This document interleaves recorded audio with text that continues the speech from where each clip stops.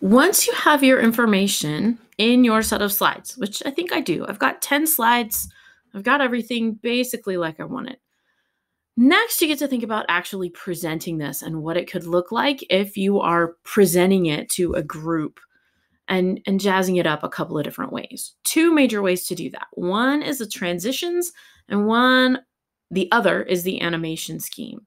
These are two different things. They're both about movement, but they're not about the same kind of movement. Transitions describe how the slides move from one to the other.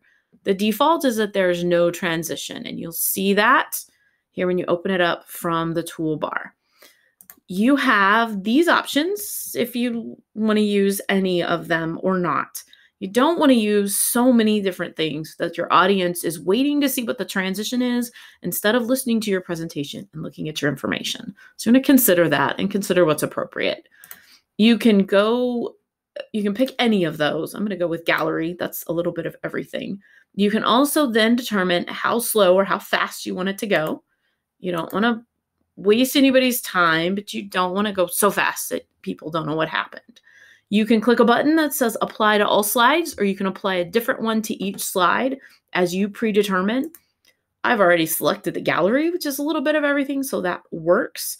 And this is going to give me my transition scheme. And I can tell that I did that because I have this little icon over here in the film strip view and with the thumbnails that tells me I've got this animated.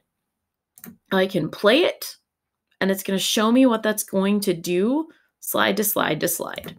You can also go up here and present and just click through it and see what it does. If you like it, you're good to go. If you want to make any changes, it's too fast, it's too slow, it's too much the same. These are all exactly the same. Here's a video. I set it to autoplay. It's auto-playing, which is exactly what I want it to do in a real presentation. And this is giving me whatever it picked for me. So I'm going to pick something else. I want to flip them. Apply to all slides, go up and present it full screen. And it's going to start where I was, and it's going to flip them. So that's the transition part of this. The other way you can make a presentation move is to add animation. You can do that from the same menu of things that opens up with transitions. You can also find it over here in view in animations, or you can use the shortcut of 4 keys. Totally up to you. Get to the same place. So I'm going to pick, I want the title to be animated. I select the title. I can decide what I want it to do. Again, you want that to enhance your information, not distract from it. Make it go fast or slow. You can set it to do when you click, after the previous, after the transition, after whatever else you have going, or with the previous. So if I had lesson 8 and rule of thirds, they could both be coming in at the same time from different places. I'm going to say after because I don't have anything else. And when I play that from here, it's going to flip the slide in, and my title is going to fly in from the bottom, which is exactly what will work. That looks nice. And then I can go in and add something else to be animated. Maybe I want lesson 8 to fly in from somewhere else. And you can go through and set anything on any slide to be animated. You want to be sure that whatever you're doing is enhancing the presentation and that you're expecting it to happen, that you remember that you did it, and that you've practiced with that slide deck enough times that you know what's about to happen when you click and how you want it set.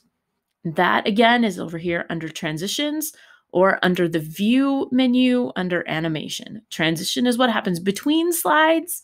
Animation is what happens to the information on the slides.